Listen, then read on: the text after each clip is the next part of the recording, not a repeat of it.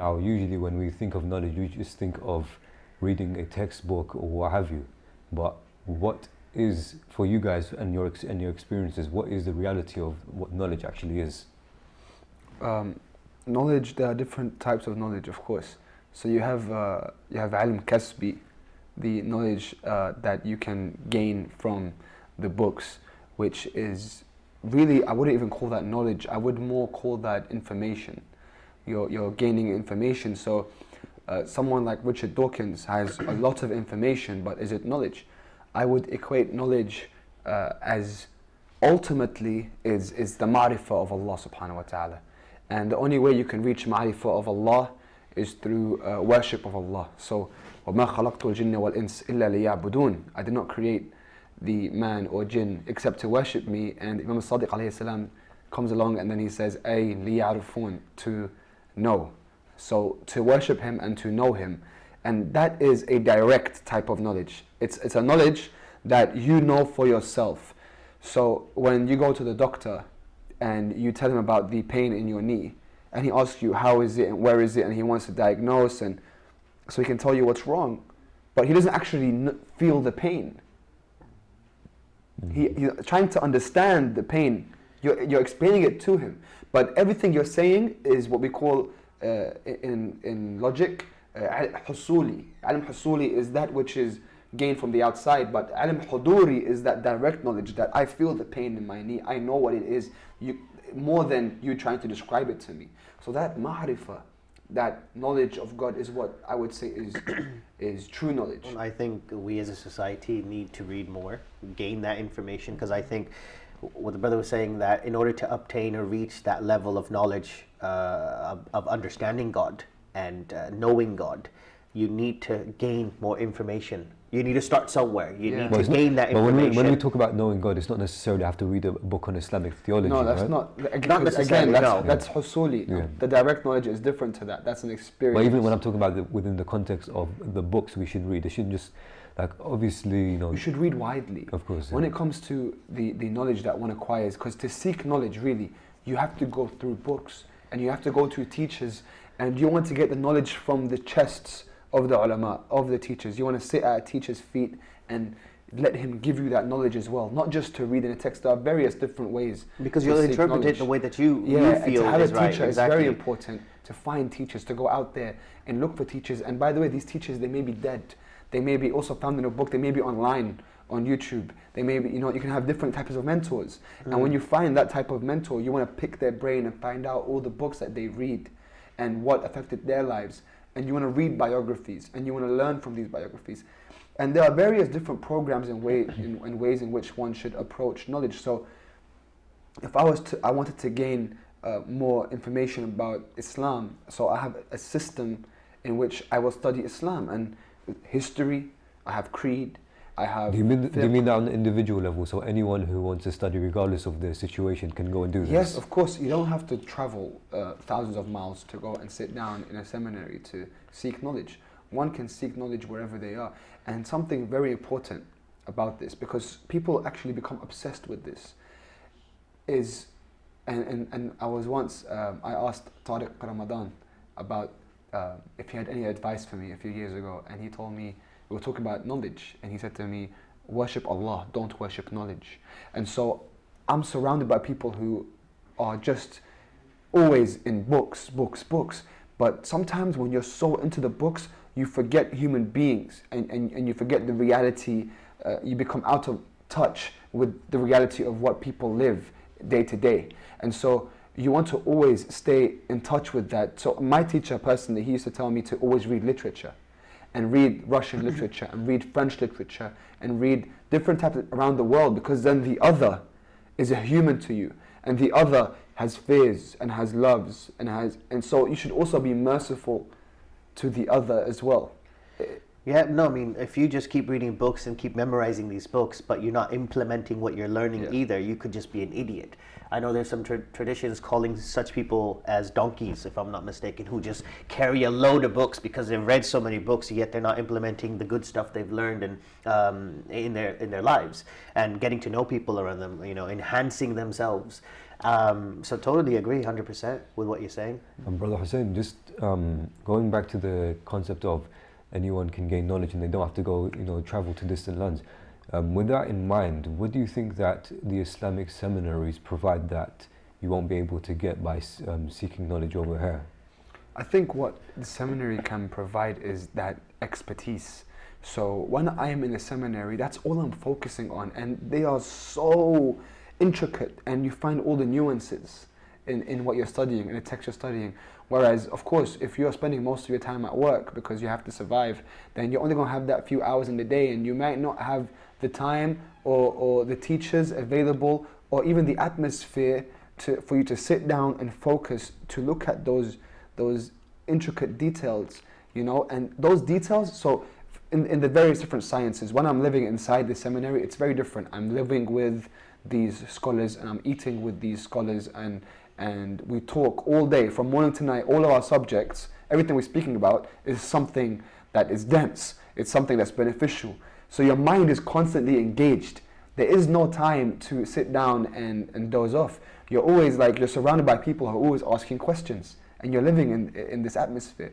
I would venture to say that actually just living there benefited me more than the actual lessons that I studied. So it's more about the experience and growing as a person. The experience does a lot for you. What happened when I studied logic, for example, logic perhaps was one of the most important subjects that I studied in the Hawza. And in fact, in the seminary, the first few years, you don't really study Islam. That's what's interesting. You study Arabic, which is not Islam. And you study logic, which is not Islam. And the only part of Islam which you really study in the first couple of years is fiqh, jurisprudence and rulings, which we should all know what's haram, what's halal. So really, you only so much more than that. You only get into the detail in the seminary later on. But what it does for you, it organizes your mind for you. You see, so when people usually come to me with a problem, I don't offer any new answer. I just say, what's the problem? They tell me, I organize it for them, and then I say, okay, so this is what you have. Then you have 1, 2, 3 choices. And they're like, oh, okay, then I'm like, all you have to do is pick. And it's a difficult decision, whatever they're going through, but now they know what they have to do. And that's what logic does for you, for example, you see? So these things in the seminary, they are provided to you. But I say if someone is diligent in their study and is still living a life like we live here, a normal standard life like most people live, they can still study. I know so many people who I look up to that didn't go to the seminary, but they are so well informed and so, mashallah, so knowledgeable. And this is all the problems that we speak about on this show. I believe the root cause is ignorance and is jahl. And the answer to everything is ilm and knowledge. And knowledge is what will set us apart. From when Adam was created and the angel asked Allah subhanahu wa ta'ala, are you going to create this creature which sheds blood on the earth? And he said, I know which you know not. Yeah. And then he taught Adam the names. He taught him the names. Right? This has been in our creed. Sayyidina Zainab alayhi salam used to call it al-alima. Yeah. غير معلمة. She was a knowledgeable one without being taught. Right? And there was a question posed to Imam Ali, who is your biggest enemy?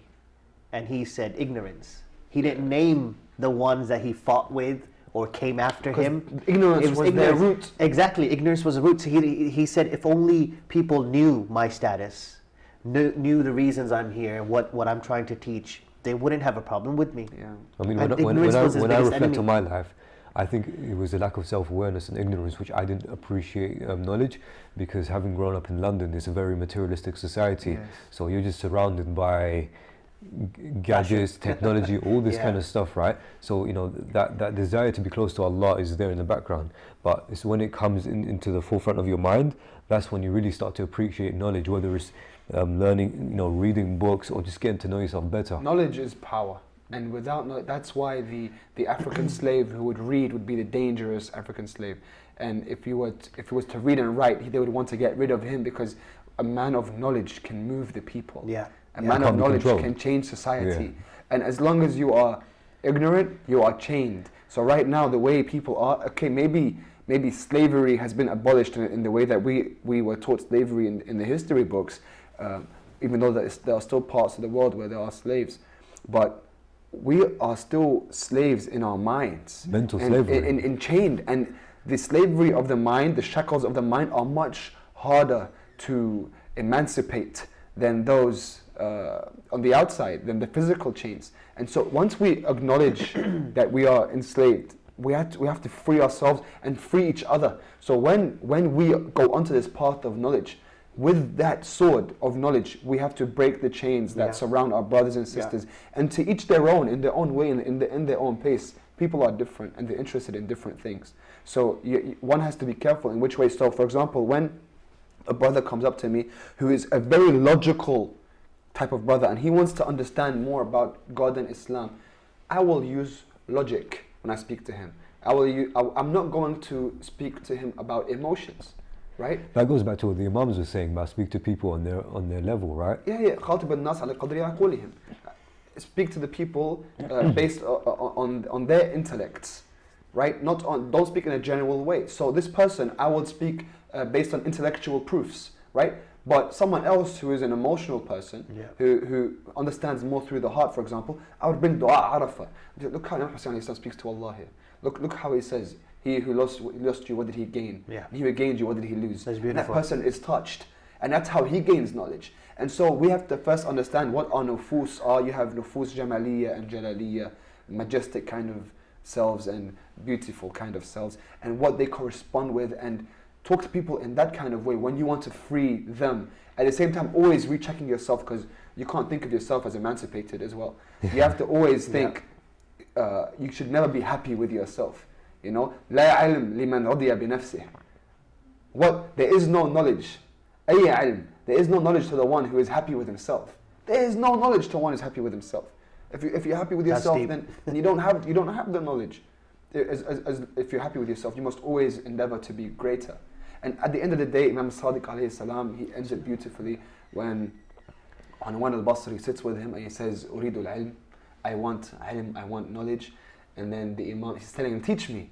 And so the Imam said, "ليس العلم بكثرة التعلم بل هو نور من الله يقذفه في قلب من يشاء."